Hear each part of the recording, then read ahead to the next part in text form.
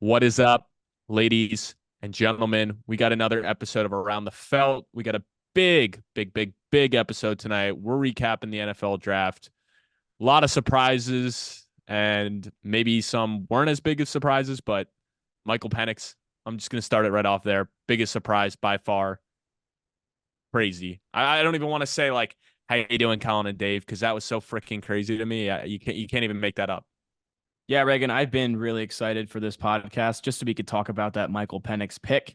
Tonight, we're going to kind of have an open floor type of format where we're going to go through 4 picks, anything that stuck out to us within those 4 picks. And then, if your team didn't have a pick in the first round, we will get there.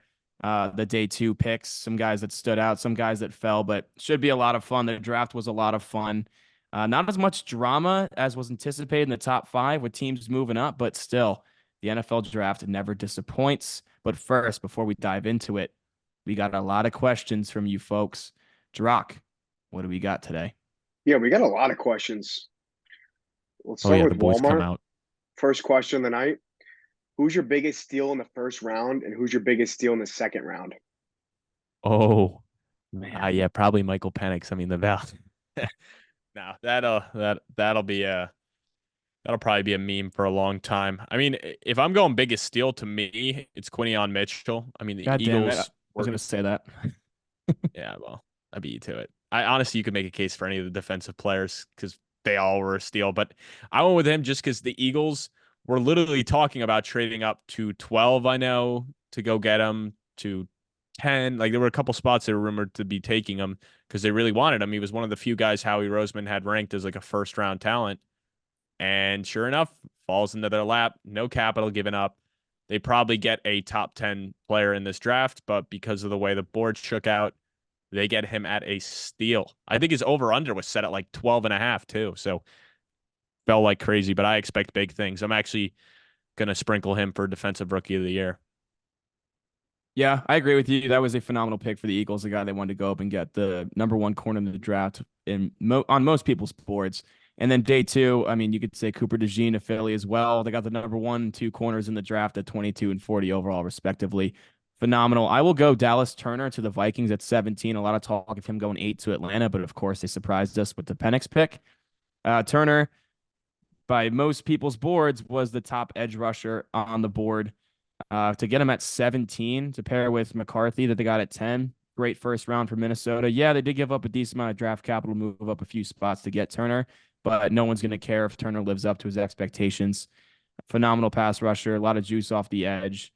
Really something that the Vikings have been needing for a while, especially with the departure of Danielle Hunter. Great pick for them. They were pretty pumped with that one. So I'll go Turner to Minnesota at 17.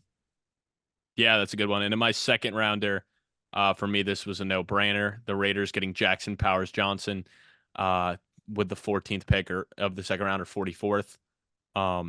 That was good math. 46th pick. I mean, if that's or no, 14th. I fucked that up completely. It was the 44th pick, 12th of the second round. Yeah, I fucked it up. So the 44th pick of the draft, they get the what's it called? So for the best center, it's called the Remington Trophy award winner. So he was voted by the league as the best center in all of college football, and you get him in the second round. He has guard flexibility, and I know the Raiders' top need coming into the draft was offensive line. They decided to go with Brock Bowers, a guy that I don't think many people expected to fall that far, but because of the big quarterback run, he falls.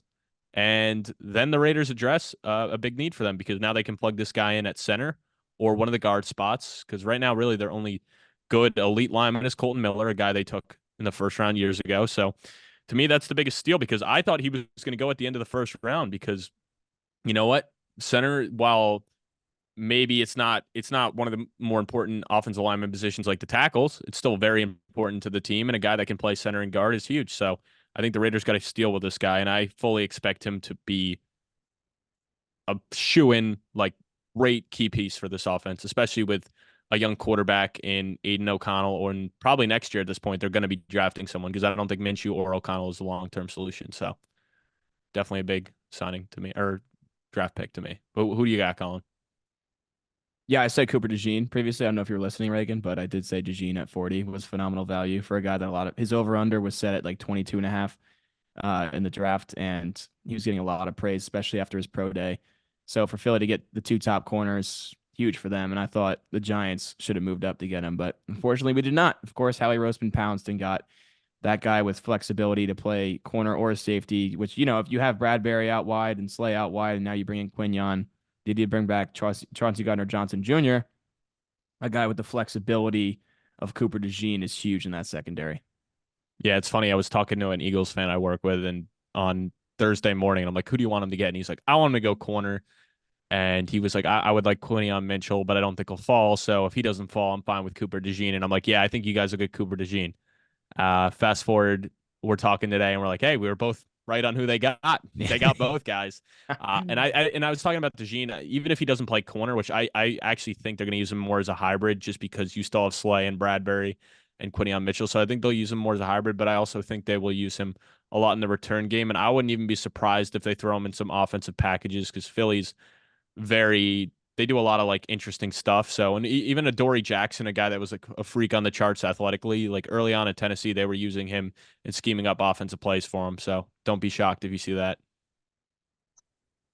Who are your top 5 rookie wide receivers for Dynasty next year and in order? Yeah. So we are going to do a pure fantasy episode next week, or I mean, I'm sorry, on Wednesday, but we'll still answer this anyway. But just because there were so many guys drafted, and Dynasty is obviously becoming one of the bigger platforms for people to play as opposed to daily. So it's definitely huge. But for me, obviously, you got to go Marvin Harrison one. While he might be in the best situation, it doesn't matter. Dude is a freak talent. Like, how do you not put him one? Two is tough, because I think Malik Neighbors and Roma Dunes are super talented, but their situations aren't the best. Because a guy to me in Lad McConkey going to the Chargers, where he probably will be the number one receiver for Justin Herbert, is an insane situation to go into. Or Keon Coleman, also going in the second round, going to Josh Allen, where these guys have a chance to be the number one with an elite quarterback. It makes that more difficult. I don't know. Colin, what do you think about that? Like, are you already like, it doesn't matter, the talent of Neighbors and Adunes put them over guys like that who have the elite quarterback and the opportunity to be the number one? No, that's a phenomenal point, Reagan. I mean, it depends on the prospect, but if you're just going off a situation, I think Lad has to be in that top 5. A lot of people didn't like Keon Coleman's tape, which is why he fell. But like you mentioned, Josh Allen is going to love throwing jump balls to him, especially hitting that back shoulder, because Keon does have a basketball background. They were talking about in the press conference, the general manager, that Josh Allen is really pumped for that. I still put Neighbors at 2, given the talent and that he's wide receiver 1 in most drafts, and some scouts had him as the number 1 over Marv. And I just think they're going to have to funnel him the football, and I think they will, because they've been starved of that number 1 receiver. So although Daniel Jones is not an elite quarterback, I still think Daboll is going to scheme him up really well, and he's so good after the catch that he can have that impact. For me, at 3 is when it gets tough, because obviously Rome is the number 3 out of the gate behind Keenan Allen and DJ Moore. But him and Caleb have already worked out together before the draft. They have a relationship. They seem like they're good friends already. So I could see Caleb want to get him involved. I don't know. That the 3 through 5 is so interchangeable for me. You got to go Xavier Worthy as well, going to Kansas City. Yeah, Rice Brian is still Thomas. there, up in the air. Hollywood Brown. Yeah, Brian Thomas is in a similar position as Worthy, where it's like, okay, they have Christian Kirk, they have Evan Ingram, they have Gabe Davis. And then, they took Brian Thomas. I don't know. Worthy and Thomas are close for me, but I'm probably going to lean Worthy because with Mahomes. Yeah, and dude, there's even other sneaky guys like Adonai Mitchell fell to the Colts, and right now Pittman's the one, but it's not a bad spot to be the number 2 wide receiver. Like, that offense is very high powered. We saw last year they can put up points in bunches. And then Jalen Polk from Washington, like, he's going to the Patriots. They don't have anyone else. It's similar. Like, I'm not going to put him in my top 5, but he's also going to a good situation. Like, this wide receiver class is so freaking stacked.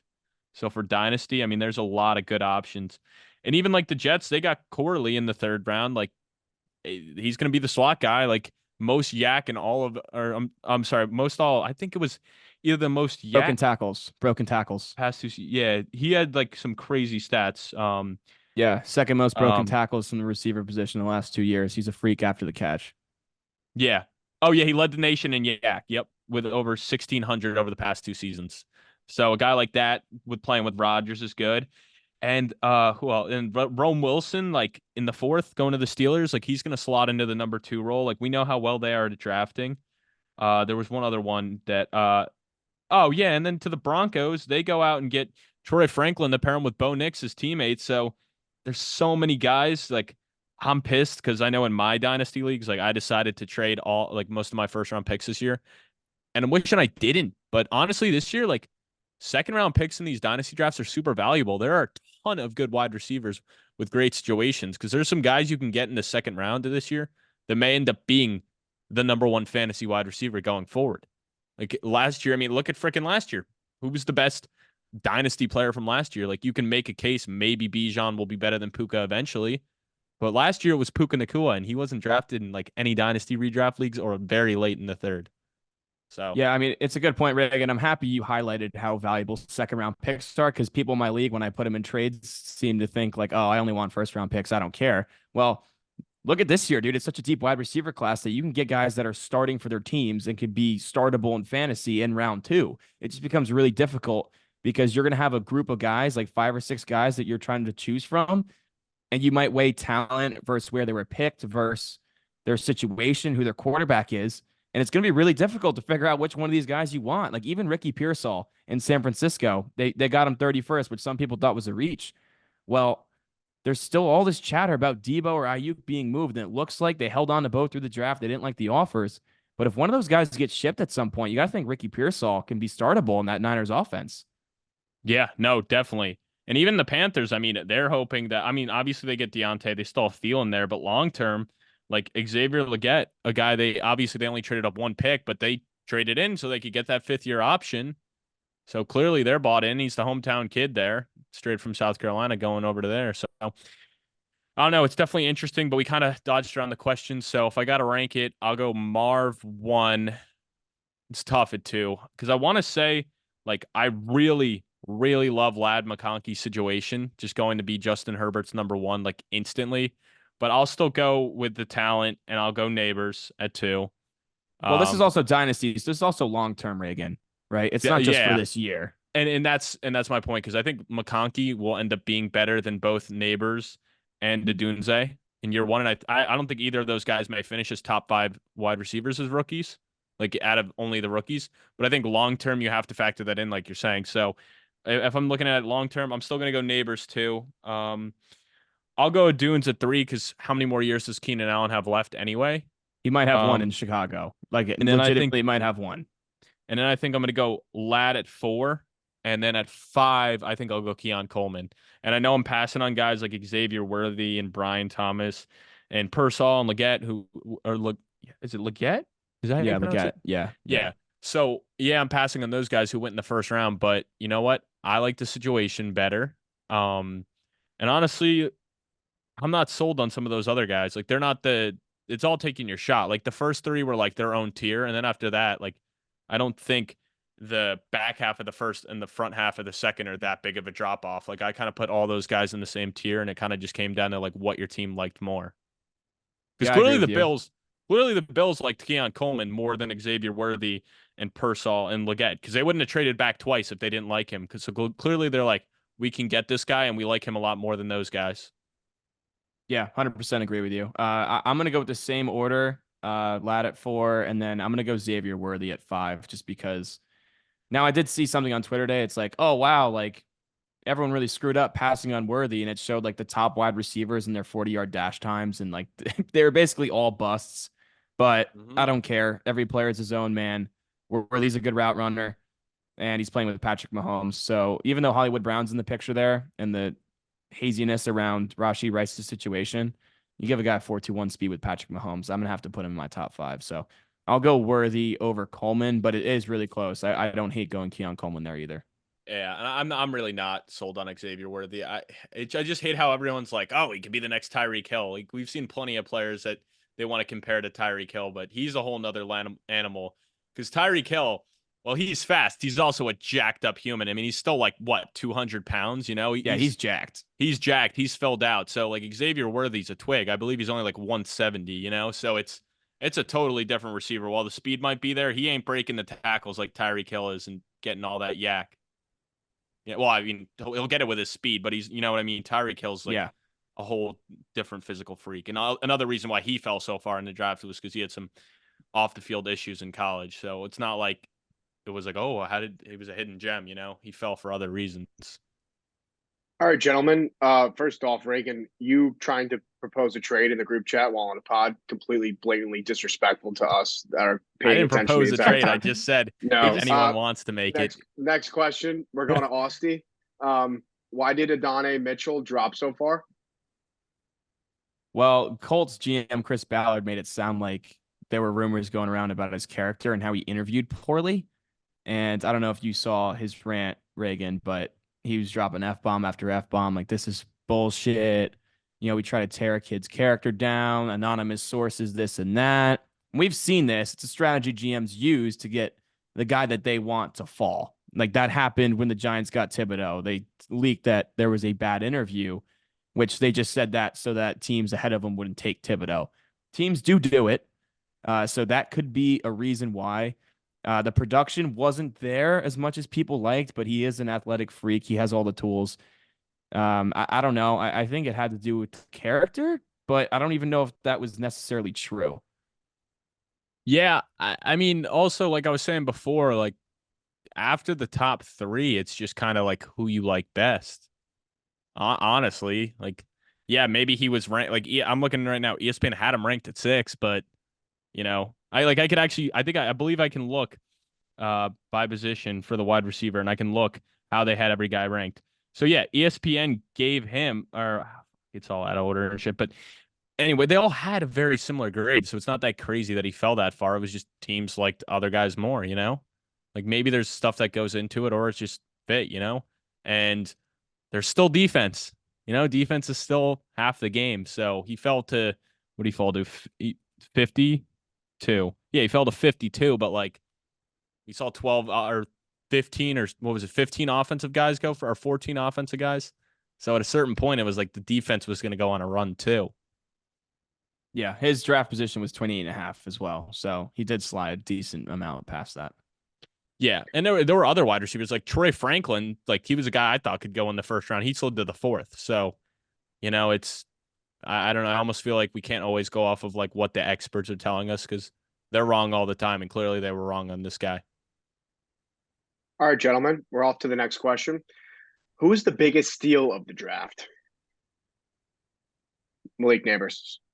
Biggest steal. I mean, if you want to keep talking about Troy Franklin, like to get your new QB1 that you took 12 overall, that a lot of people said was a reach, to get him as number 1 wide receiver in the 4th round was a great pick. Now, there's reasons that he fell to the 4th round. We don't know why. We don't know what NFL teams were thinking. We don't know what happened in the interviews or on the board. But, you know, to get your guy's number 1 receiver in college that they tore it up last year, that's a pretty good pick that late in the draft. Yeah. I mean, I still think Jackson Powers Johnson was a huge steal. Like, I think this guy is going to be a freaking stud. Like, I'm telling you, like, do not be surprised when this guy's in the Pro Bowl in years to come. So I think getting him in the 2nd round. But if I got to pick someone else, I mean, I don't know, because it was such a weird draft. I mean, you could make a case for any of the edge rushers, like especially like to me, Jared Verse at 19 was a big steal because he was a guy that was, I remember a year or 2 years ago, he was a guy that they were saying was going to be a top 5 pick. So him falling 19 is pretty crazy. I mean, obviously Kool-Aid, another guy that was like supposed to be a first rounder, him going mid-second. And you know what? I'll say Spencer Rattler too, because he fell all the way to the 5th round. So, and that was pretty crazy to me to not see another quarterback till the 5th round. So we had 6 in the 1st and then not one in the 2nd, 3rd, or 4th. So I don't know if people realize that, but he's a guy that like was supposed to be that 7th quarterback. So for the Saints, you know what? You got Derek Carr, but if you're not sold on him, at least you took a guy that's, in my opinion, better than a 5th round pick. So you're taking a shot on a guy that could potentially become something. Yeah, I like that you brought up Rattler. A lot of it came out by Ian Rappaport saying that a lot of GMs couldn't get the image of Rattler in that QB1 show in high school out of their mind. Which, if you haven't seen the clips, I recommend watching them. They're kind of funny because it's like 18-year-old Rattler, who's a 5-star recruit, star of the team, and he's just like shitting on his teammates, like just calling them out, saying catch the damn ball. Like he did not look good, but it seems more likely that the top two teams that were interested in him apparently were Atlanta and Denver, which, if they didn't take their guys, but I can't believe Atlanta thought Penix wasn't going to be there at 8. But regardless of the point, once those two teams took a quarterback in the first, the two teams that were most interested no longer had interest. So he kind of just slid to a team that was willing to take a dart throw on a quarterback that you hope that you take in the 5th round can end up being a quality QB2 that's on a cheap deal for a few years. And if it develops into something more, you hit a home run, but it's unlikely. So that's kind of why he slid the 5th, in my opinion. Yeah. All right, last question for Austin. Will Frank Gore Jr. be on a team in the 2024 season? I mean, he did sign. I know he signed as a undrafted free agent with the Bills, but I mean that's tough to say because it's super low risk. So if he doesn't work out in training camp, they're just going to cut his ass. I would imagine, yeah. Just I hate to say it, like don't get me wrong, he's very talented, but the name value alone, I'd be shocked if he's not on a roster, at least a practice squad come opening day. Yeah, I mean, he's more likely to be on the practice squad. Maybe if some injuries come in, he'll make the roster. I mean, who knows? Undrafted guys make the roster sometimes, and it's not like the Bills have a ton of running back depth. So potentially he could make the roster and be an RB3, but I don't know. I don't really know if he provides anything special teams wise. So I don't know. It'll be tough, but we'll see. Rooting for him. All right, great questions, Austin. Let's hop to our man, Jared Crampton. He's got a lot to say tonight. First question. Do you think that the talent wins out for highly drafted prospects going to bad situations? For example, like Bowers with Meyer or Neighbors with a weaker surrounding offense? I mean, yeah, it does suck in the short term, but you hope that eventually the team will figure it out and then be able to build a competent roster around them. Like, obviously, you could look at the Jets, for example. Like, when they drafted Garrett Wilson, you're like, shit, that's a terrible situation. Well, now, which should have been last year with Aaron Rodgers, and now this year, it's, he's in a great situation. So stuff changes all the time. Obviously, with the Brock Bowers, I think they'll have a lot of 2 tight end sets. That one kind of sucks just because he went to a team where they have a very good tight end. I believe Michael Mayer won the tight end award or was one of the finalists for the best tight ends in college when he was at Notre Dame the year before he got drafted. And they spent a 2nd-round pick on him, so you kind of hate that. There would have been better situations, but I think with their lack of elite weapons outside, like they have Devontae Adams and Jacoby Myers is nice, but I think there's a way where they get both guys on the field a lot. But yeah, there's a lot better situations he could have gone to. Yeah, I mean, they don't take a guy at number 13 if they're not going to play him. Let's be honest. Like Michael Mayer was all right as a rookie. He's a better blocker than Bowers, but in receiving situations on 3rd down, Bowers is on the field. It's him, Devontae, and Jacoby Myers. That's the trio. And Gardner Minshew can sling that thing.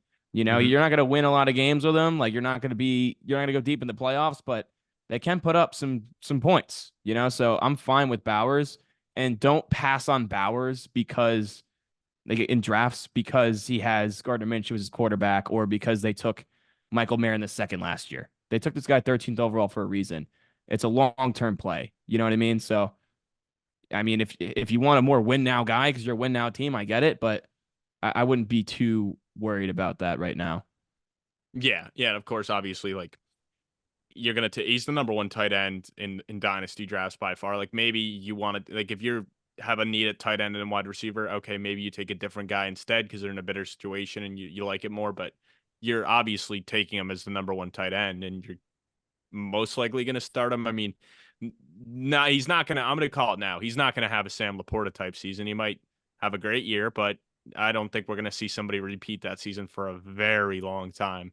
I mean, what he did was crazy. So I don't know. You just hope that you can play him next year, and if not, maybe you have to wait a year. I mean, there's a lot of guys that don't develop right away as startable fantasy assets. I mean, You couldn't play OJ. I mean, OJ Howard didn't work out. Evan Ingram, you couldn't really play him after his first year as like an everyday starter.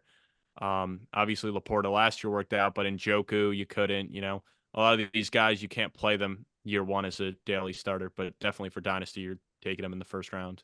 Yeah, and Laporta was a juggernaut of an offense. And I'll say this, even if you have a good tight end on your roster, like even if you have I don't know, an Evan Ingram or a Hawkinson, someone in their mid-20s that's good that you can start every week. If Bowers starts to slide in your dynasty drafts because guys have tight ends, still take him. Like I have Kyle Pitts, right? And if Bowers slides to 8 or 9, I'm pouncing. Like I don't care that I have Pitts. Like just take the best player, you don't have to draft for need necessarily in dynasty drafts. Take the best player, get the best asset. That'll work itself out. Yeah, All right. 100%. Sticking to Dynasty. In Dynasty, do you think players like Ladd and Coleman should go above players like O'Dunes and Neighbors, No. considering situation versus draft capital and skill?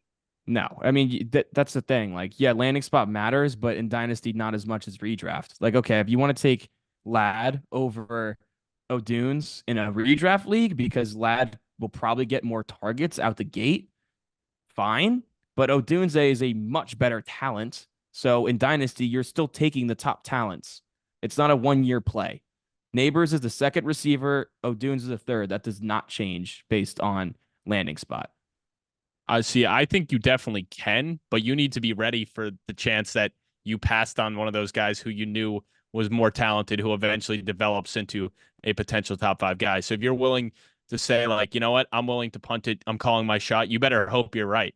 I have no problem with it. If you're like, look, I'm calling my shot on Ladd, or I'm calling my shot on Coleman, or one of the guys who went after the fact, and you're like, yeah, well, I know these guys are good prospects. I'm calling my shot. I think long term they have the better situation, and short term, go right ahead. I have no problem with that. I mean, like I said, Puka Nacua was the number 1 wide receiver last year.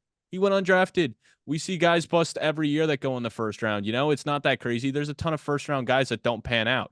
So, and we've seen a lot of guys go in the top 10 that have not panned out.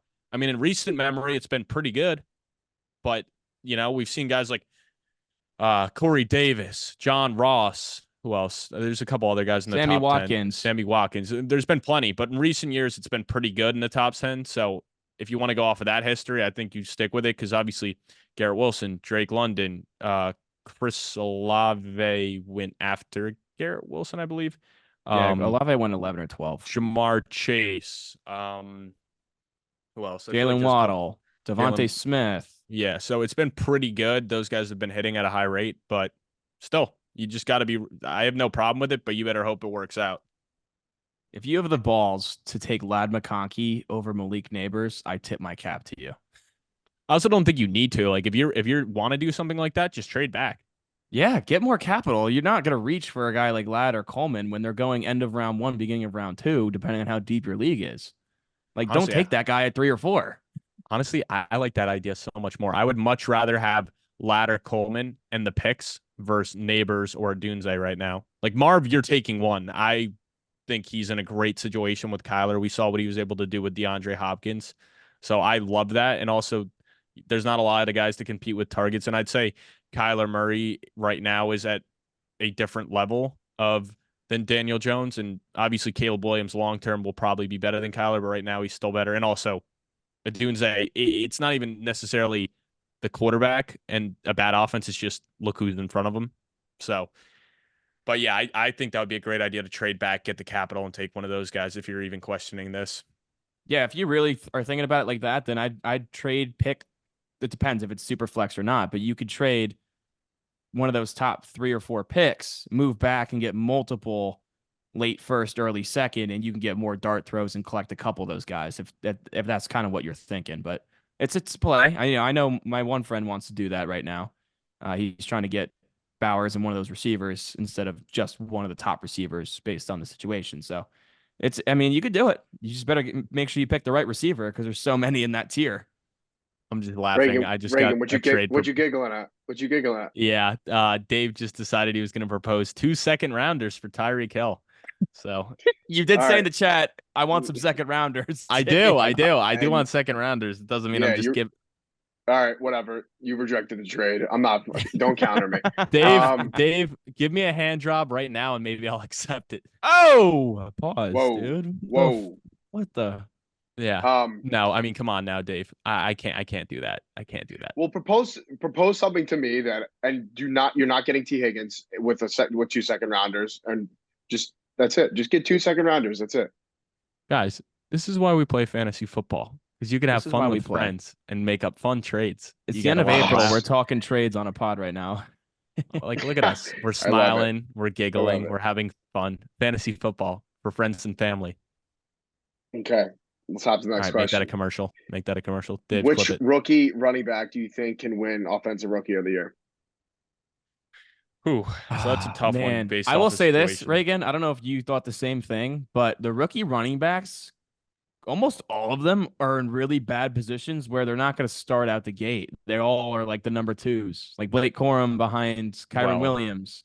You got Jalen Wright behind Devon Achane. You have Jonathan Brooks, the first running back taken, but he's coming gonna be. off an ACL. There's also Chuba Hubbard there and Miles Sanders, which I wouldn't be surprised if one of those guys is moved at this point because you don't take a running back at what was it, Miles 44th Sanders. overall? You're not moving Miles Sanders in that contract, but they have shown they're willing to not play him. If they can cut him, which I don't think they can get out of that contract till next year, but I think he's going to be riding the bench. I think Jonathan Brooks is the clear He's cut the answer. clear cut answer because he Um, has that with the draft capital and in that offense they were dying for weapons and like you mentioned, Miles Sanders may not play, like they don't care, and also like Trey Benson, another top running backs behind James Conner, like Audric Estime behind Javonte Williams. It's just a really tough I'll draft for throw out running backs that I don't know if I want to waste my dynasty draft capital on him, but Jonathan Brooks should be the number one, and he definitely has the highest ability to win Offensive Rookie of the Year, although it won't happen with his receiver talent and quarterback talent. But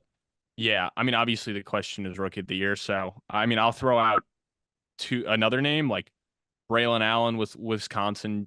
Like I think he could behind be Brees Hall, interesting. proving my point even Yeah. more. All No, these no, no, guys. I know. But I'm just saying, like, if you want to go with like could have a good season for Dynasty, I think him and Rasheen Ali, who went to the Ravens. Actually, more so Rasheen Ali, just because obviously Keaton Mitchell coming off of a big injury. Gus Edwards gone. Why am I blanking out on there? Dobbins gone. Dobbins gone, and then Justice Hill is there. So he has a chance where he could be in a What big about role. Derrick Henry? Oh, fuck me, dude. Never mind. Scratch that. Dude, I completely forgot. Okay, yeah, he's not. He's on the practice squad. Oh my gosh. All right. Yep. That's what I'm Scratch it. saying, dude. All these Yeah, guys are backups. it's The only way Jonathan one of these Brooks, guys and that's it. wins Offensive Rookie of the Year is if a starting running back Injuries. ahead of him gets hurt and like in Yeah. training camp, like early. Yeah. No, I mean, I don't even actually. No, I mean, who are you thinking? Tyrone Tracy Jr., he went to the Giants. I mean, Yeah, I mean, honestly, that's the best landing spot for any of these running backs. he might be number two. I mean, fuck, like who's slated to be your starting running back right now? Devin Singletary, but Yeah. Tyrone Tracy is going to be 25 in October, so he's an older prospect, but he did have the best yards per carry in the class. He had like over 6 yards per carry. I think he was second in the class, maybe first in explosive runs of 10 plus. So they obviously brought him in and have a vision for him. But then again, let's be honest, it's not going to be a high powered offense. So I think No. Offensive Rookie of the Year is not in question there. But I would say he's like looking at them all. He probably has the second best chance. I mean, I'm not sold on Devin Singletary. Like, yeah, he had a good year with the Texans, but he didn't do shit with the Bills. And the Giants are going to have a lot worse of an offense than the Texans did last year. So it's a lot easier to have success when CJ Stroud's slanging that thing and opening up shit for you. So I don't know, man. That might be the number two guy. I'm actually curious who would be the number two. He might be second in odds. I mean, Jonathan Brooks is +3 or +3,400. Okay, they have Jalen Wright at +4,000 and then Trey Benson at +5,000. So they think Jalen Wright, and that's probably because Miami's a high-powered offense. They traded up to get him. That has Mike McDaniel's written all over it. And obviously, I He's think also a speedster. Yeah. yeah, apparently it averaged 8 yards per carry. So, but that would honestly mean more so that Mostert and Achane are dealing with injuries. So, yeah, that's crazy. That's crazy. I do think Jalen Wright's a sneaky long-term play just because Mostert's 32 years old and Oh, yeah, his Achane has clock already is ticking. shown that he has some injury concerns. He did miss a lot of time last year. And I do think Mike McDaniel will not go with a workhorse approach. So when Mostert's out, it will be Wright and Achane splitting carries, and both of them are fast and a high-powered offense. So that's a decent dart throw for me if you're in the third round of dynasty drafts. But otherwise, I'm staying away from this running back class, and I'm stocking up on receivers. I'm throwing Tyron Tracy. That's my pick. Rookie of the year, baby. Hey, go I'm blue, calling baby. it now. I'm calling it now. Imagine. Not even a Giants fan, but I can see the potential. All right. Last comment from Jared. Post your fucking videos. Why am I still waiting for day in the life, lacrosse, and other challenges from the regular season? Part of I that will is the fact Dave and I are in Hoboken now, so it's more difficult for us to get together to film those. But yeah, we definitely need to, which we will. Trust me, we will, Jared. But I appreciate that you love those punishment videos as much as you do. Yeah, no, we'll honestly, especially with content's going to be a little dry coming up over these next couple months, just because it's that middle ground where there's not a ton to talk about till about early July. So between May and June, we're probably going to be doing a lot more punishments and stuff because there's not going to be a lot of football to talk about. So definitely we'll be getting them done. Obviously, I have to do the lacrosse. Me, Colin, and Caleb still have to do the fireball. I'm pretty sure. What was that one that we bet against Dave? We're gonna do six shots of fireball, and then it's the Dave, the thing that you did at Marymount, where it's the shots of fireball, and then you got to run Oh the yeah, suicides or whatever. the warrior run, and then well, you're integrating alcohol into it. So Yeah, and I got a milk mile. I got to eat 12 hot dogs. Colin's got the freaking You got gross ass weight grain, and then you got I the got fucking weight dog gain cage smoothie, thing. The dog cage, yeah.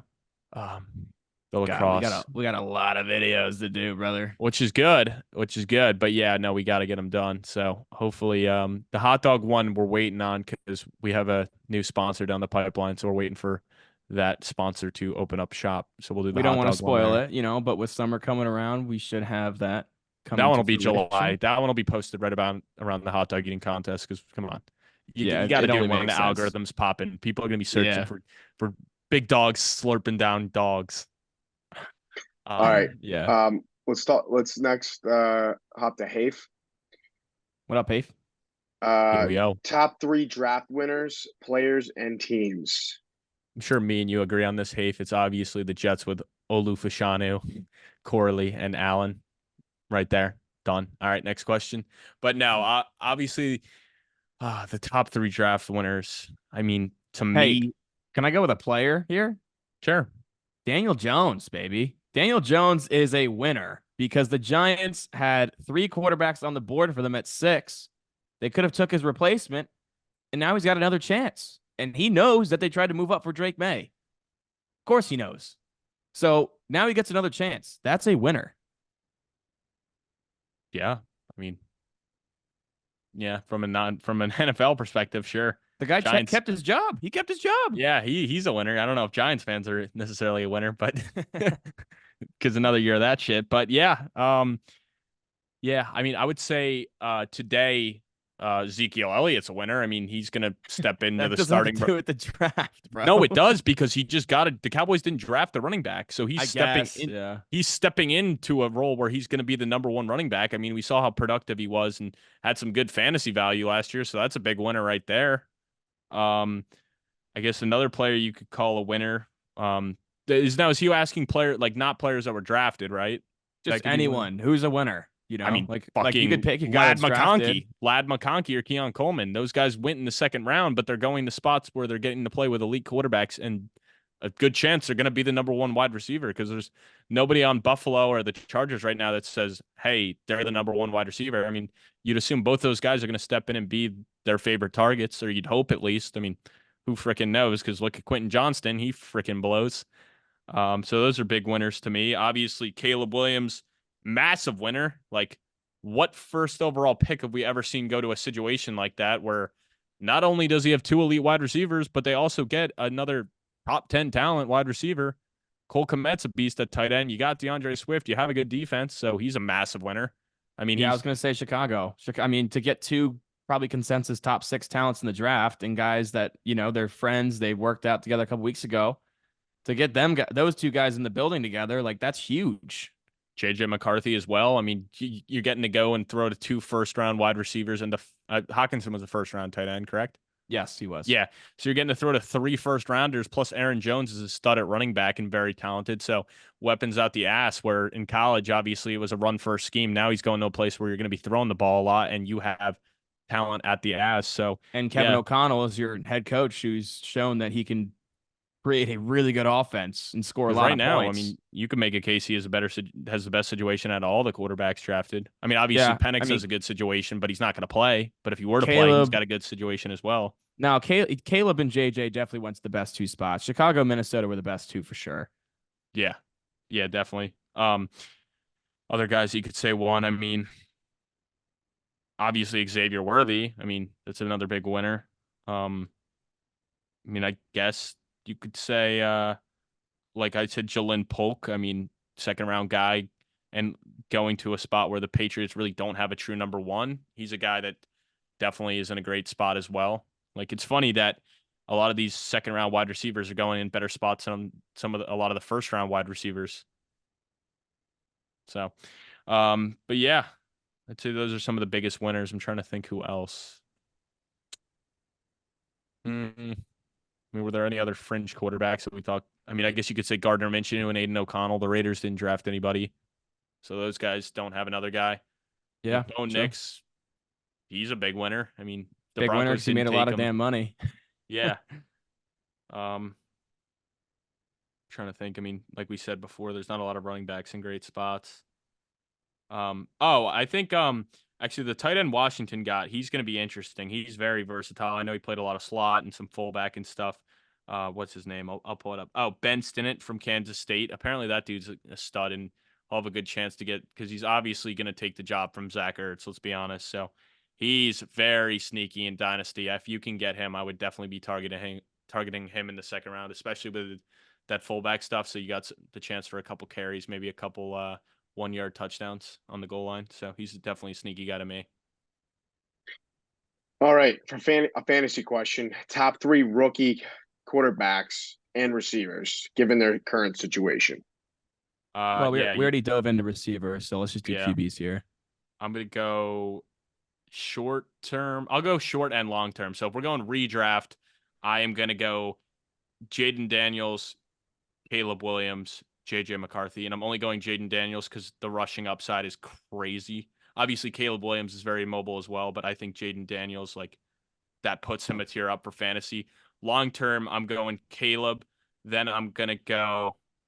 Then it gets difficult because how long of a shelf life does Jaden Daniels have? I think I'll go with Drake May as the talent because I just think the guy's super big and like he's just gonna be a mobile freak. I could see him being another Justin Herbert or Josh Allen long term. So I think I'll go him at 2, and then 3. Kind of want to go JJ McCarthy. You gotta go Jaden, bro. Yeah, I'll go Jaden 3. Yeah, no, I don't have to though, because they're all, you know what, they're all 1st-round guys. Like, if I'm going long term, like a lot of the reason I'm putting Jaden at 1 right now is because of the rushing upside. Like, I don't know how he'll do long term, and I also don't. It's hard to believe in Washington. I know it's new ownership and stuff, but at the end of the day, like, it's a shithole franchise. You know, it's like, yeah. I mean, I agree with you. Like Browns. Jaden's rushing provides such a high floor that I think he has to be top 3 for both. But I will agree with you that I give McCarthy the nod at 3 for redraft just because he's throwing to those guys and New England has nothing. And we don't even know if Drake May is going to start out the gate where, yeah, you best believe McCarthy's going to beat out Darnold and be the starter there. Well, I don't know. Well, I don't know how you could say JJ McCarthy's definitely going to beat out Darnold, but then we don't know if Drake May will beat out Jacoby Brissett. Well, I'm not saying Drake. I'm not saying Drake won't beat out Jacoby, but given that what's around him, it's going to be so much more difficult to succeed that the Patriots might be scared of a Bryce Young situation where they throw him in the fire with nothing around him, and you kind of crush the kid's confidence and his growth. Yeah, so that's where I'm coming from. Because I was like, you can't sit here and be like, oh yeah, JJ McCarthy's definitely going to beat out Sam Darnold, where Drake May's going to struggle beating out Jacoby Brissett. I get what you're saying in that sense that obviously it'll be interesting. Reagan, you know more ball than Colin. It's okay. You could tell him that. Yeah, I mean, come on now, acting like Sam Darnold's some chump and Jacoby Brissett's elite. Like, I'm what's not this guy saying, yeah, want? no, What, different what is this guy situations. waffling about? Different situations. One guy is set up to succeed right away and can Different win games strokes and for score different points. folks. One guy is probably in the worst offense in football. Yep. I Keep didn't realize saying. the Giants drafted a quarterback. Well, they got a star wide receiver, so Hmm. Yeah, screw both up. teams did. I bought My his boy jersey. Poke. All right, next question. Did you actually? Fuck yeah, I did. No, you did not. What do you mean? I bought it as No, you soon as did Neighbors? not. Yeah, No, you I you bought it. did cashed. not. I said in a group No. chat, I said, if I get, I also got him at like 170, put 50 on it, so it paid for it with the jersey. But I said it, if we get Malik, I'm buying his jersey. That's so whack, dude. At least get the rookie of the year. I just gave you the freaking script. I told you Tyrone Tracy Jr. is going to be the rookie of the year, and then you go All right, out and now buy a Malik Neighbors jersey. Like, what all a right, now fool. who's going to be the defensive rookie of the year? That's actually a question. Quinion Mitchell. Quinion Mitchell. I already said that. I think he's going to be locked down. He's going to step right in for the Eagles and bolster that defense. I mean, the guy tested off the chart. He should have never got out of the top 10. So he just, he fell. But I expect him to do big things. I think he's going to be very good. Wouldn't even be shocked if the guy's in the Pro Bowl next year. I'm gonna go Latu pass rusher for the Colts. Now this one really bugged me. So I went 7-2 with my draft bets, and I had Latu over 16.5. I saw rumors he was sliding with his medicals, and the Colts picked him at 15. And the video came out of Chris Ballard going, "We just got the best fucking pass rusher in the draft at 15." They clearly have a plan for him. He's gonna start out the gate. He's got Buckner on the inside, so it's not like he's alone. Quiddy Pay's on the other side, another first round pick. And he's the most polished pass rusher in the draft. So, and more likely than not, it's going to be a pass rusher. I know, Sauce won it, Tariq Woolen won it, but more likely than not, it's probably a pass rusher. Woolen did not So, win it. what? Woolen? He didn't Oh, win I'm it. sorry. Yeah, I thought he won in the NFC. He lost. Yeah, it's not AFC. Yeah, NFC. Oh my Yeah, God. he came in This second. kid- He came in Dude, second. This kid doesn't No, he know did ball not. He tonight. did not come in second. He wasn't even What one of is- the nominees. What Are you is going serious? on? No, Tariq it was Woolen wasn't? No, it was Hutchinson and who was it? I swear it wasn't Woolen. There was a different guy. I thought it Oh was my Woolen because he was a Pro God. Bowler. No. NFL. Because all the people were like, how is Woolen not nominated? He's better than Sauce. Voting 2022. Yeah, but obviously last year was Will Anderson. Yeah. I was thinking AFC Cash. and NFC. That's offensive. Yeah, sorry. But yeah, I'm gonna go Latu. He's the most polished pass rusher. I think he could get up to 8 or 9 sacks as a rookie, and that could get the job done. All right. Yeah. Just for Wait, funsies. I just want to give Never mind. Colin a little Sorry. kickback.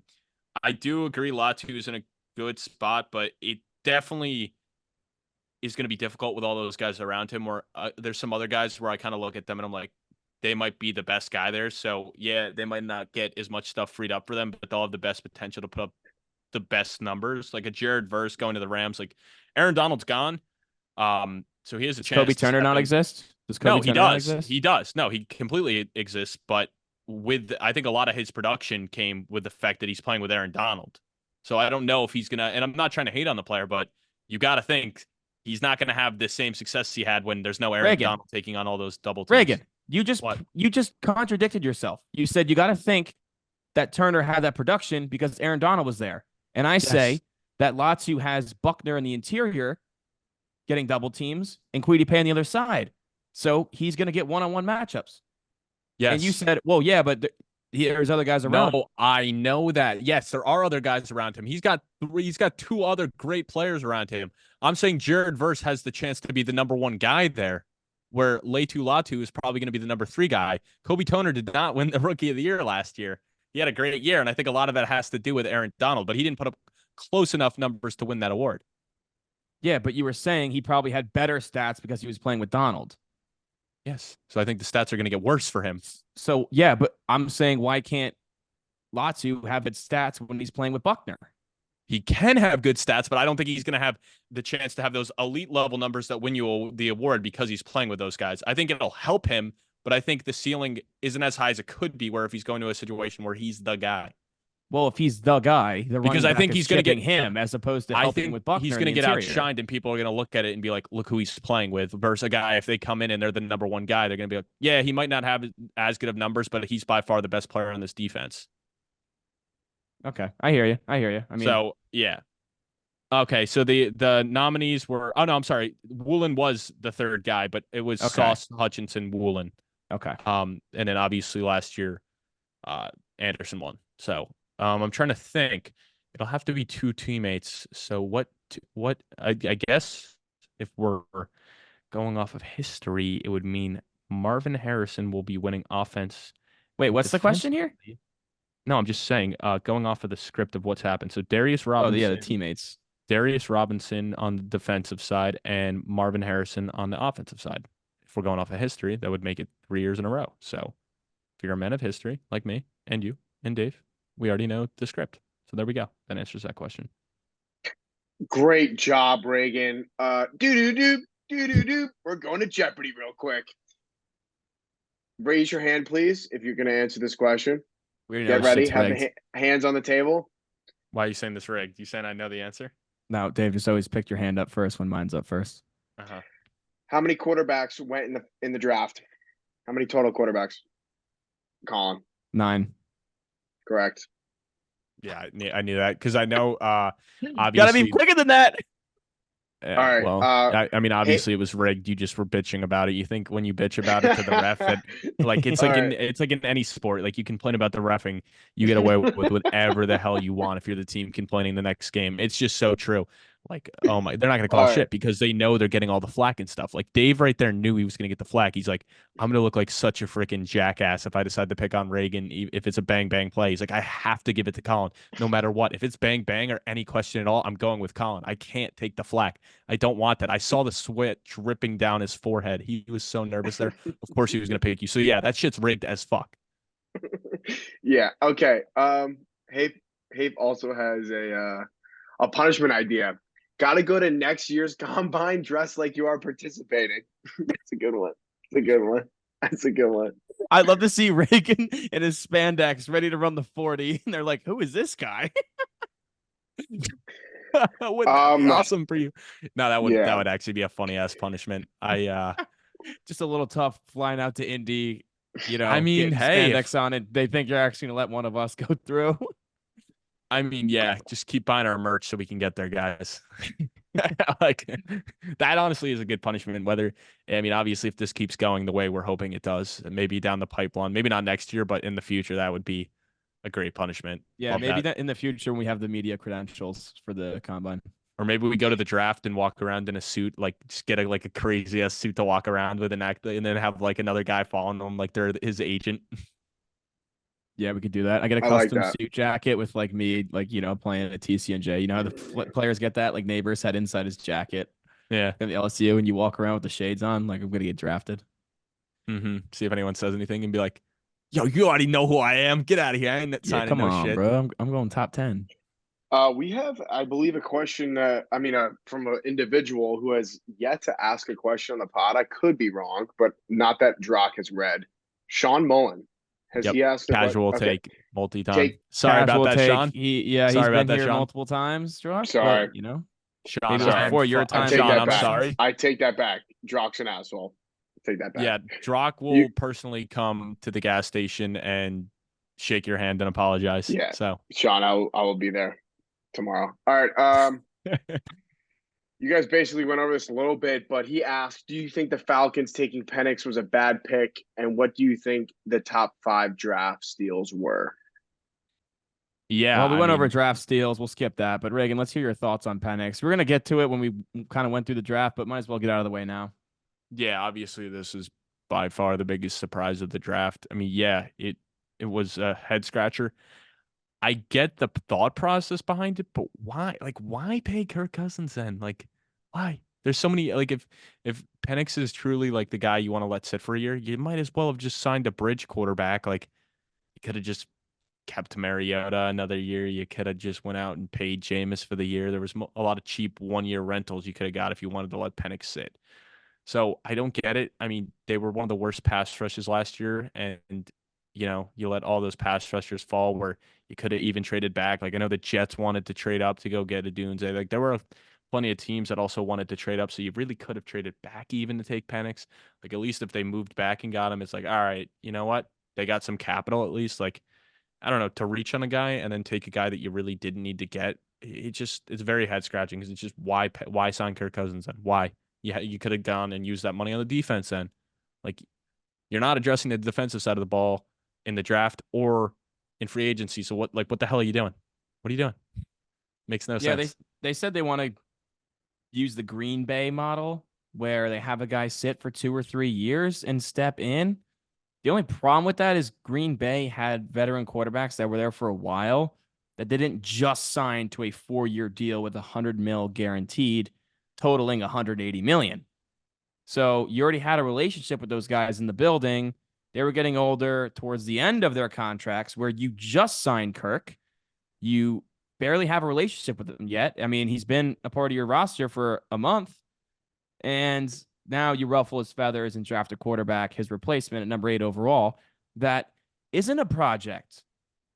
You're not taking a guy like Drake May that some people think should sit a year, but has all the tools to be a star down the road, or even a McCarthy, a younger player. Penix played 6 years in college. He's 24 years old. He's Yeah, one he's of the older than more me. ready to He's older than play. me. Yeah, he's ready to play right now. Like he's one of the most pro readies, like him and Caleb, and probably Jaden. Like those guys are And more Bo pro Nix too. ready And to Bo Nix. start. Yeah, and Nix, because Nix played a lot of time in college too. He played five Yeah, years. Like, he's 24 also. yeah, he's ready to play right now. So now it's like, okay, they can get out of the Cousins deal after 2 years. Similar setup to the Jones contract, right? Where after 2, there's not a lot of dead money. Okay, well, if you're moving on from Kirk after 2 years, that means he wasn't good, which means those guys that made the pick are probably out of a job anyways Yeah. And because you're also not like winning. And they're like, oh, well, it's a good thing if he doesn't play for 3 or 4 years. Well, okay, then you got to pick up his 5th-year option, and he's 27 years old and hasn't played. How does that make any sense?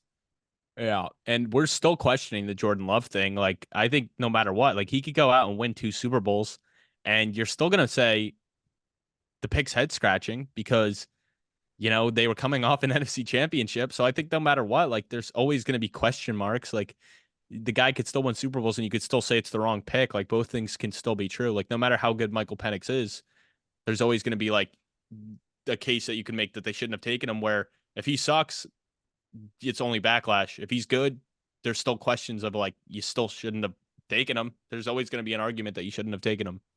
So the whole thing doesn't make sense. And like for a team that hasn't been in the playoffs since I think Matt Ryan brought him to the Super Bowl, if I'm not mistaken, like it's been like at least 5 years. Another head scratcher, and then like also banking on Kirk Cousins to not be good when we've only seen him be good. Like I don't think he's really had a down year or struggled in a long time. So, and I don't expect him to do so now. Maybe the Aaron Rodgers model, sprinkle MVP because it lights a fire under his ass. Yeah, I don't hate that little sprinkle, Reagan, at So, all. but what do we got next, Dave? That is all the questions for Wow. today. Guys, I'm not going to lie. You guys crushed the questions tonight. That was a lot. We covered a lot of what we were going to talk about tonight. So that was huge out of you guys. We're going to take a quick break, and when we come back, we'll kind of skim through the first round and give our other thoughts. Colin, dude, I haven't seen you in so long. I'd love to get together with you this summer. How does July 20th sound? Actually, Dave, I'm booked on July 20th. We have the Around the Felt Golf Scramble, and we're still filling teams right now. So if you want to be a part of the first annual Around the Felt Golf Scramble with prizes included, let me know, Dave. July 20th, Highbridge Wait, Hills. wait, Colin, how do I sign up? Or my employer maybe want to be a sponsor for this outing. How can they make this happen? If you would like to play in the golf outing or sponsor the golf outing, hit up an Around the Felt team member or head on over to aroundthefeltsports.com and fill out the Google form. Colin, I can't wait to see you there, man. Let's go. Welcome back in, Felters. Let's run through this first round real quick, Reagan. How does that sound? That sounds amazing. Number one, no surprise, Caleb Williams. Number two, another no surprise, Jaden Daniels. Third, the Patriots stick and pick Drake May despite trade offers. Number four, Marvin Harrison Jr. Pretty chalky at the top, Reagan. Anything stick out here to you? I mean, not necessarily. I mean, like we said, Caleb, obviously great situation. Super excited for that. Um, Jaden Daniels, Drake May, obviously supposed to be great prospects, but odds are one of those three guys at least will not pan out. So it'll be interesting to see. Because let's be honest, there's no way in the out of this top six that even I'd say half at best will pan out and be long-term starters in the NFL. Because I mean, look at the 2020 draft. For five guys drafted in the first round, only one's on his team and one's starting at this point. That's Trevor Lawrence, and even him, for where he was drafted and what he was supposed to be, I'd say he's closer to the bust side than he is to the Hall of Fame side.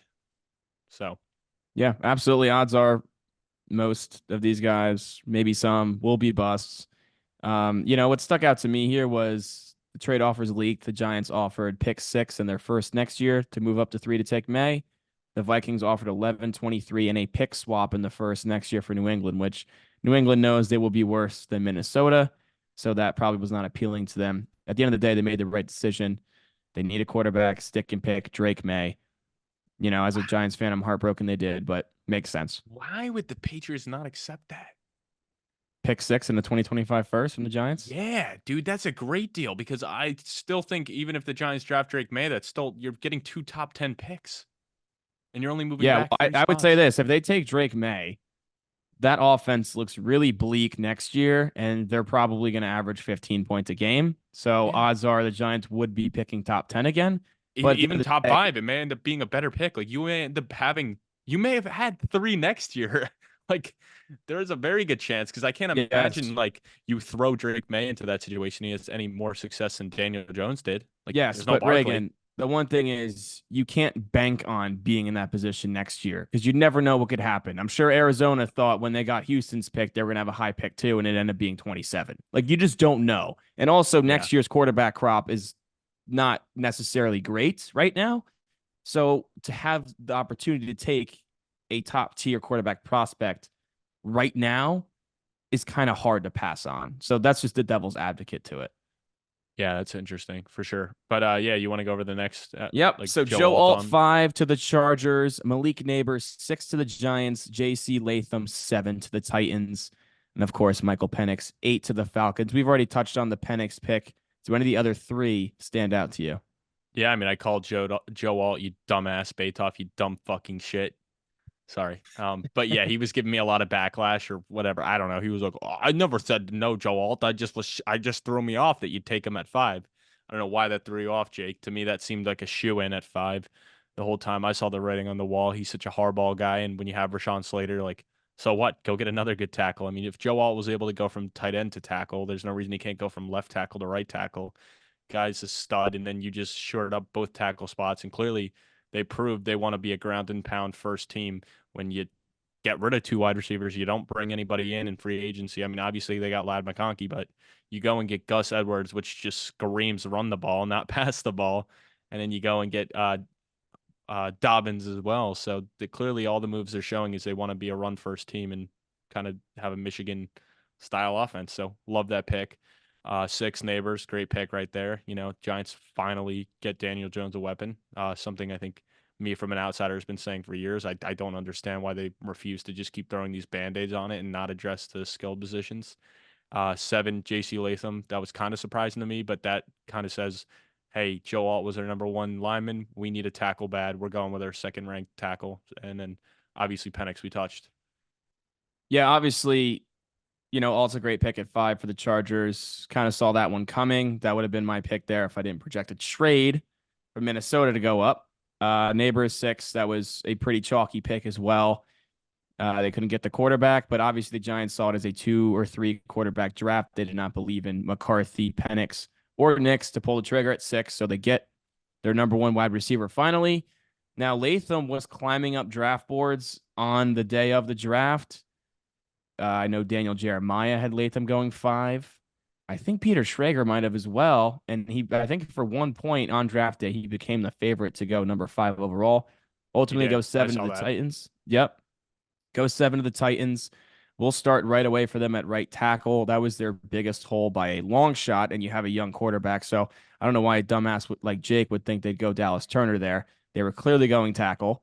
So who knows who was number one tackle on their board? Latham. I think it actually came out. Latham was their number one tackle. So they're pretty pumped with that. All right, Yeah, let's move on. I wonder if that came out after the fact when you got the guy and hey, we'll give him more confidence booster. Yeah. Like But I if, will if say, if Alt was number one, are they going to come out and say, "Hey, we didn't get Alt, so we got our number 2 guy"? No. No, you're right. You're right. They're No, not going to come whether out it's and true say or that. not, he was But probably their second, if not first ranked guy. yeah, Clearly but he was 2. yeah, Guaranteed. Callahan's one of the best O-line coaches in football, so he got his guy there. 9, Romo Dunes to the Bears. 10, Vikings move up with the Jets to take McCarthy. Jets move back 1 spot, collect some extra draft capital, and take Olu Fashanu, tackle out of Penn State. And then, of course, Bo Nix goes 12 to Denver. Reagan, your thoughts? Yeah, so the Dunes pick, I kind of hate it. I think the Bears should have gone defense or traded back. I think it obviously you got I guess it's one of those picks where it's like just get the best player available. But to me, it's dumb. Why did you go out and trade Keenan Allen and give up assets? You have DJ Moore, you have Cole Kmet. You're stacked on the offensive side. I would have liked them to either get another lineman on the offensive side or go just defense more, especially when you have a defensive minded coach. So I get it, and I guess maybe it's a long term move because how long will Keenan Allen be there? And even DJ Moore, like I believe he's 26 or 27 now. So I guess it's for the future move too at the same time. Um, McCarthy at 10. I mean, I guess the Jets must have been getting other offers to get the Vikings to bite on that. So they get their guy, they guarantee it for the Jets. You don't have a second rounder. So for them to move back 1 spot, obviously they would have taken Fashanu at 10 if they had no bites. That's clear. They weren't going to take McCarthy. So I love that. I was a proponent the whole time as a Jet fan of them going line. I did not want them to go Bowers just because when you're paying Morgan Moses and Tyron Smith, both 33-year-olds on the last year of their deal. Obviously, Tyron Smith even hasn't played a full season in years, even though he's an all-pro level player. You got to look for the future. And with our history, if a guy goes down even at guard spot, you would imagine you can move Fashanu around. And I think he'll play a lot, even though to start the year, he'll probably be the 6th lineman on special packages. I love that. And then at 12, Bo Nix, weird pick, but, if Broncos if they really wanted a quarterback, they had to take him there, I mean, unless they could have traded back, they don't have a lot of capital. So I guess they weren't comfortable waiting and hoping he could fall or trading back and then potentially losing out, which I don't know. They're like the Raiders may have taken Knicks at 13. We don't know. So yeah, back to Rome. I liked the pick, but I really thought they were going to go Olu Fashanu there. He was Caleb Williams' tackle in high school, said that he would do anything for him. He would die for him. So I thought that they would take Fashanu to pair with Darnell Wright, who they took last year at number 10 overall. And then you kick Braxton Jones into guard, and that's a pretty good young offensive line with a lot of talent to protect your new franchise quarterback for years to come. I don't hate the Rome pick, though. Phenomenal talent, one of the top prospects. And now their 3 wide receiver sets are going to be a lot of fun to watch. Yeah, McCarthy to Minnesota, saw that one coming, just thought they would trade up more. But I did take McCarthy's over when I saw, even though I kind of backed out on it. But then I still had the bet placed, but I told people don't tell me on that because I'm nervous. But yeah, Schrager had him sliding. Jeremiah had him sliding outside that top 6. So that's why I took that. Good landing spot for him. Fashanu the Jets, I love it, man. I mean, I know everyone and their mother mocked Bowers there, which would make sense. He's more of an immediate impact this year, but as Reagan mentioned, the insurance for both tackles that are up there in age have their injury concerns. Great pick, not just for now, but Fashanu has such a high ceiling. He's such a polished pass protector right now. Phenomenal pick. And then Knicks at 12. Yeah, once 5 quarterbacks went, if Denver wanted one, they had to get him at 12 because they have no second rounder. They don't have the ammo to move up. They've been deprived of draft capital for years now with the Russell Wilson trade and then trading for Sean Payton. So if they wanted a quarterback, they had to take him at 12. Didn't matter that Zach Wilson came into the building. Sean Payton still got his guy. They just have a couple young guys in there now to duke it out. So kind of makes sense. He had to go quarterback at 12. Raiders go Brock Bowers at 13. Saints go Talis Fuaga at 14. Colts go Laiatu Latu. And then at 16, Seattle, Byron Murphy. Reagan, what do you got here? Yeah, so obviously Brock Bowers. I mean, another one where I guess they're just going best player available. I guess they probably had him on ranked very highly and didn't think they'd have a chance to get him. So I don't love it. I think they have a lot bigger needs, especially on the offensive line. But with them getting Jackson Powers in the second, a guy who I thought should have gone in the first, kind of makes up for it. So definitely kind of like the Raiders picks. It's just, you know, other guys would have preferred more. Fuaga, that's huge. I mean, the Saints, they needed to address the line, especially with Ramchek's health. I know they were talking about that a lot on the draft cast, that they don't know kind of where he's at in his future and how many years he has left. I mean, they don't even know if he'll be ready for this year with that knee. So, and obviously Penning was a big whiff as well at the other tackle spot. So it's a big need. I mean, I know I watched a lot of Saints games last year, and it just seemed like no matter if it was Carr or Winston, they had no time. And that's kind of why you saw the Alvin Kamara check down show all year. Latu Latu, obviously the first defensive player taken at 15, crazy enough. And I know you are very high on him, clearly, with all the praise you were giving him before. But I think that's a great pick by the Colts. And then Byron Murphy, I love this pick for Seattle. This fills a huge hole. They couldn't stop the run. They couldn't get any pressure. He's one of the few guys in this class, or probably one of the only guys in this class at a position where it's very rare to get that blend of run stopping and pass rush at the D tackle spot. So I think he'll have a big impact. And I think if Seattle's defense is to have a revolution, it's going to be because of this guy. So he's another guy that I think is sneaky for the defensive rookie of the year, just because he can have such a big impact. And I think he has the double-digit sack potential, if not this year, in the future for him. Yeah, Reagan, you hit the nail on the head with all four of those breakdowns. I agree across the board. I really thought the Raiders would go right tackle because they lost their starting right tackle to the Giants. But I don't know. Bowers was definitely the best player on the board, talent-wise, but just a non-premium position that you just invested a second-round pick in that position last year.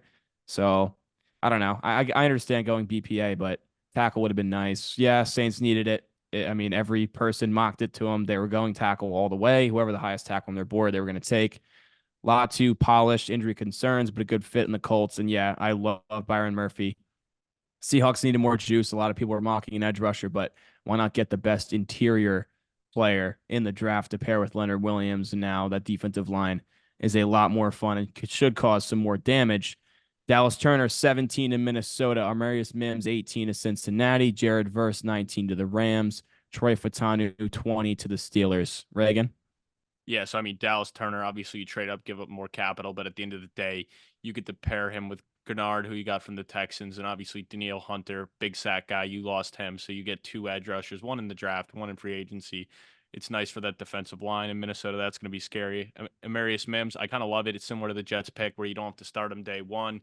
Obviously, they have Orlando Brown, so he's a shoe-in. I mean, Pro Bowler, he's not losing his job. And then you get Trent Brown, a guy who we've seen have a lot of success with New England. Didn't work out in Vegas, but you'd imagine he'll stay there. I mean, they're all massive humans, so maybe They're Trent all Brown. 6'8". Mims is Yeah. 6'7". He's the shortest one at 6'7". The other two guys are 6'8". I don't know if Trent Brown or Mims is getting pushed to guard. It'll be interesting to see what happens, but I think Mims might not play a ton this year either, or get bounced in because of injuries, and they'll use him in a lot of six lineman packages. So it'll be similar to the Fashanu situation.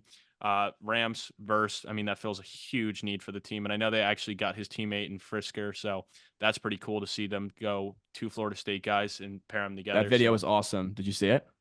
I did. That was very If cool. you haven't seen it, check out the Rams Twitter. It's awesome because they take Braden Fiske in the second round, who is a defensive tackle, and they call him and they're like, yeah, Jared was supposed to be on the call, but he's stuck in traffic. And then he finally gets there and they get on the phone with each other and they're like, damn, I'm so excited to play with you again. They both started crying. They were pumped. Their dreams came true. Get to play again together. So really cool from the Rams to do that and juice up that defensive line after losing Donald. Yeah. And then obviously Troy Fautanu, massive need. I know he has guard and tackle flexibility, so it'll be interesting to see what they do. But the good thing for the Steelers is outside of getting, why am I blanking on his name? I should know it, from Georgia last year, the tackle they got that the Jets missed out on. Broderick Jones. Broderick Jones, yes. So obviously they got him last year. So either Fautanu will fill in at the other tackle spot or guard. He's very versatile. That's why he was one of my more favorite linemen, just because of what he brings. But it'll be interesting to see where they use him. But he's a shoe in the start. So happy Pittsburgh addressed the offensive line here, because that's been one of the biggest concerns with this team every year, that they can't run the ball because they can't block. They can't pass the ball because they can't block. So definitely a huge need for them. Yeah, love the Turner pick. Touched on it earlier. I thought it was one of the steals of the draft. Mims, This was definitely more of a long-term play. Trent Brown, I believe, is on a 1-year deal. So now you have three monsters at the tackle position, and you have insurance if one of those guys goes down. Because let's be honest, when Joe Burrow's healthy, the Bengals are going to make it deep in the playoffs.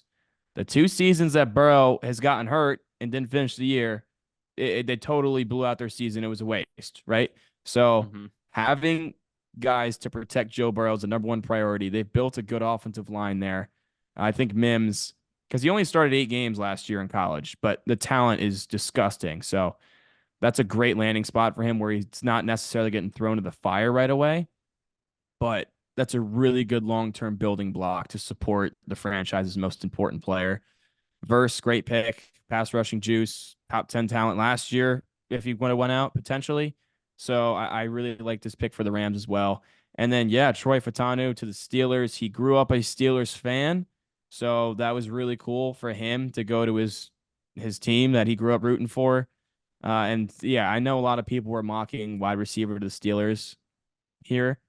When have the Steelers ever taken a wide receiver in the first round? They're one of the best in the league at developing receivers they take on day two. They do it all the time. It's just, the Steelers do it, the Packers do it. It's like clockwork. I knew they were going tackle here, and Troy Fatanu does. He's 6'4", which isn't ideal for tackle, but he can play guard as well. And the Steelers just need help all over the offensive line. So this was a great pick for them. Really loved it. Dolphins at 21 go Chop Robinson. Eagles, Quinyon Mitchell. Jags, Brian Thomas Jr. after trading down, which I thought was a really good pick, moving back and still getting their guy. And then the Lions move up at 24 to take Terrion Arnold, the corner from Alabama. Yeah, I mean Chop Robinson, I love that. Obviously, he's a very athletic edge rusher. I think he ran like a 4.4 something, so he's Yeah, super 4.4 and fast. change. 4.48 actually.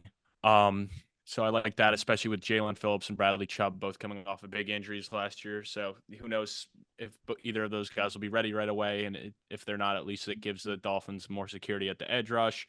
Obviously, Quinyon Mitchell, I talked about him a bunch before. In my opinion, the biggest steal of the first round, defensive rookie of the year upside.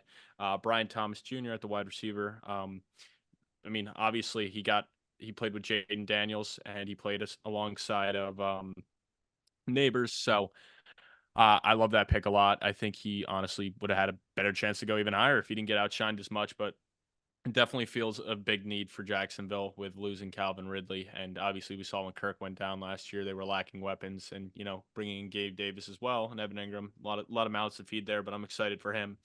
And then Terrion Arnold, I mean, this guy's already got a personality. We saw how he was acting when he got drafted, reacting to the crowd, grabbing the mic, getting them all riled up. But clearly, this is maybe the number one corner on the Lions' big board. But the fact that they were able to trade up and get him, good move. Detroit's secondary is the weakest part. And hey, you pair him with his college teammate Brian Branch, so I love it.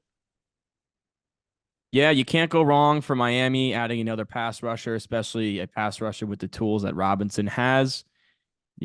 Having three really good pass rushers is never a bad thing. Most good teams do have that. So a little bit higher than I thought Chop was going to go. I thought they'd address the secondary. I'm surprised they passed on Quinyon, but if Chop Robinson ends up living up to his athletic traits, it will be a good pick. Already touched on Mitchell. Phenomenal pick by Philly. God damn it. I hate Howie Roseman. Brian Thomas Jr. to Jacksonville. I think it's a pretty good landing spot for him.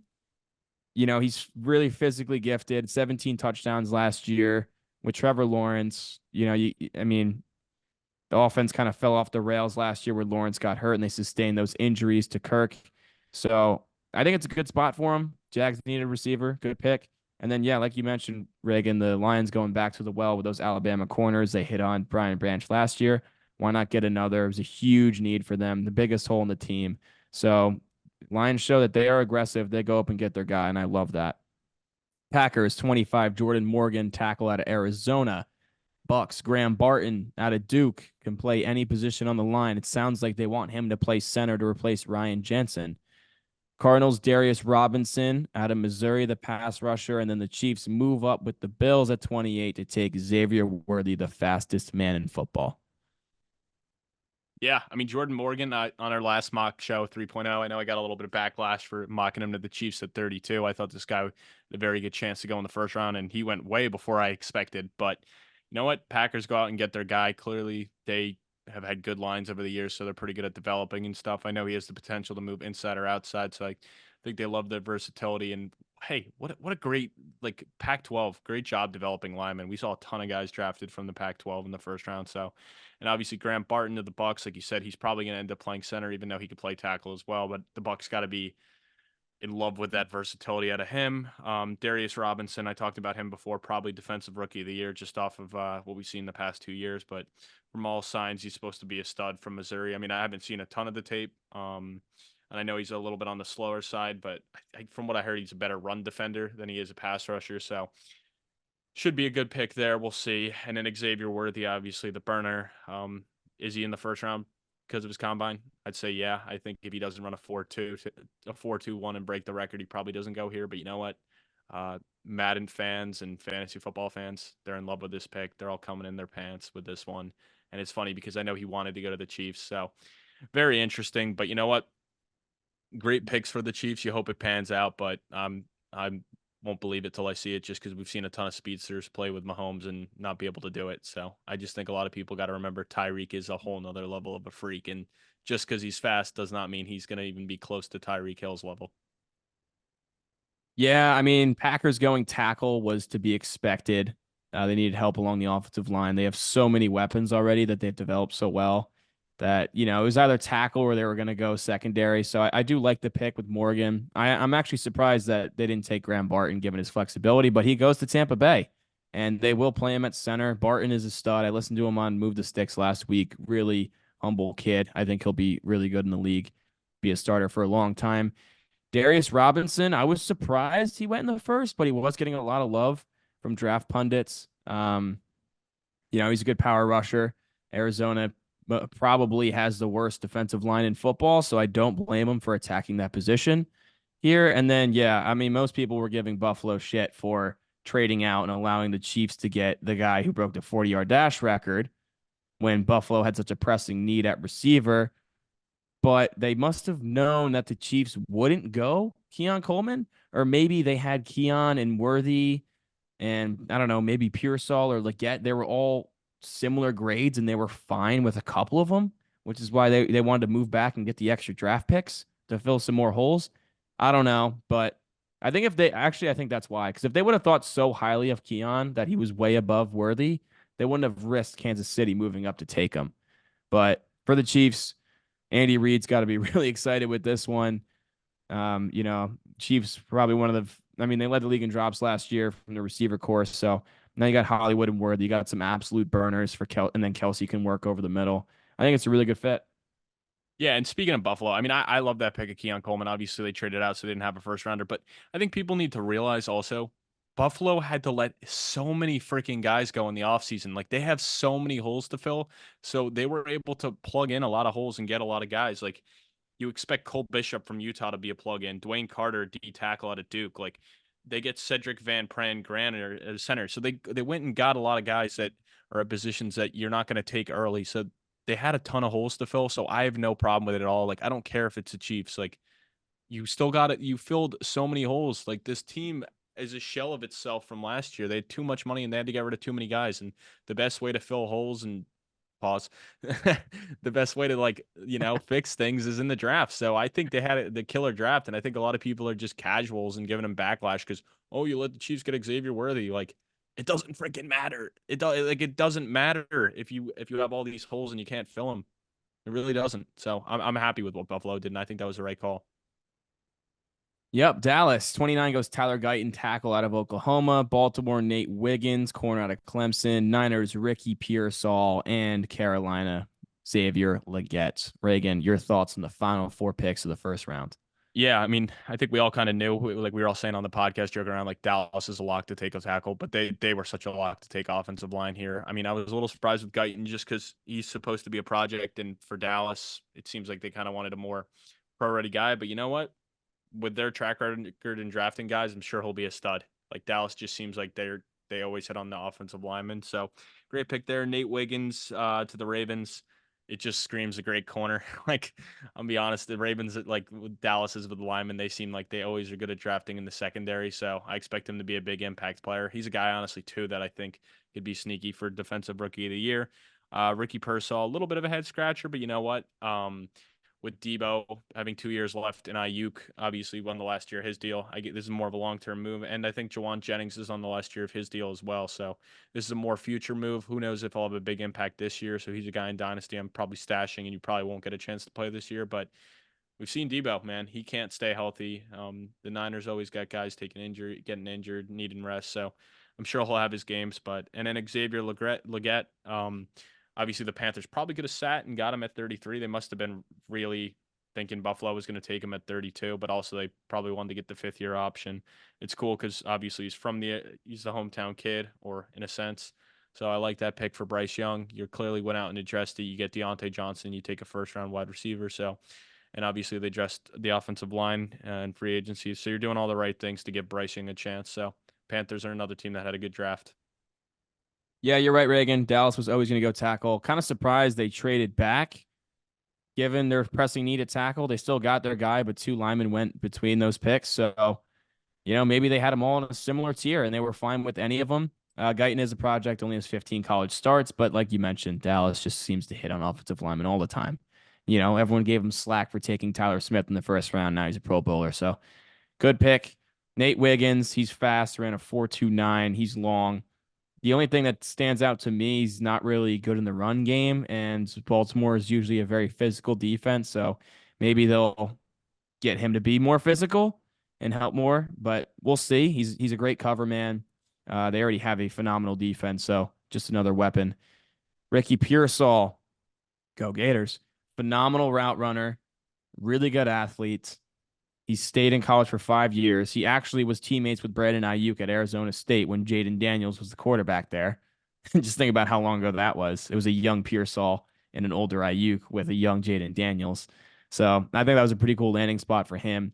And yeah, Reagan, I agree. Definitely a longer term play if you take him in Dynasty, a stash, because they can't pay Debo and Ayuk, and they were both getting shopped. So maybe they thought they were going to move Debo on day 2, didn't get an offer they liked.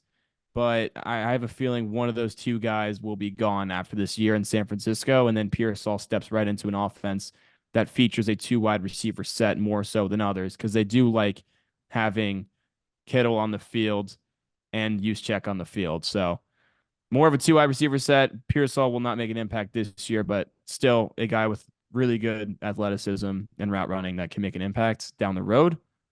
And then, yeah, Carolina. Legette came out on a podcast last week and said, they were like, oh, any team showing a lot of interest? This typical question. And he goes, yeah, Carolina told me they're taking me at 33 if I'm there. And I'm like, well, you just spoiled Carolina's draft plans. So ultimately, no one took him. And the Carolina Panthers move up 1 spot to secure that 5th-year option, or maybe just to make sure a team didn't try to jump him, because Legette said out loud, they're taking me at 33 if I'm there. But yeah, Legette grew up in Carolina, went to South Carolina, really big. He's fast. People compare him kind of the DK Metcalf, that type of athlete. I'm not really sold on him. He didn't really break out till the way end of his career. He is an older prospect too. I don't know, but I do like getting as many weapons as you can for Bryce Young, because let's be honest, everyone's fired if Bryce Young doesn't pan out. They invested so much into Bryce Young that you have to do everything you can to make sure he's a franchise quarterback. So adding Legette, not a bad move at all. Yeah, and then obviously the Browns, Texans, they did not have first-round picks, as well as the Bills, but we kind of got into the Bills. Browns took Michael Hall Jr. from Ohio State at D-tackle. I mean, nothing exciting there. Took him late in the second. Texans, their first guy was Kamir Satir, the corner from Georgia, so that'll be nice. I'd imagine they're planning on pairing him with Stingley. But yeah, I mean, that kind of wraps it up, right? I mean, that was a hell of a draft, a lot of surprises, but a lot of good picks. I'm excited. And then obviously later in the week, we'll kind of go for dynasty and fantasy and get more into depth of that. I know you guys had a lot of questions for that. So if you have more, save them for that, because we'll be doing a show Wednesday night for that.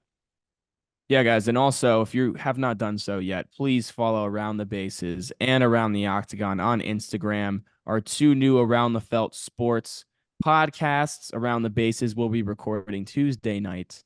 Around the Octagon will be recording Thursday night before UFC 301 this weekend. So make sure you check them out. Follow them on the socials. Check us out on YouTube. Keep supporting. We appreciate you guys. We'll be back this week.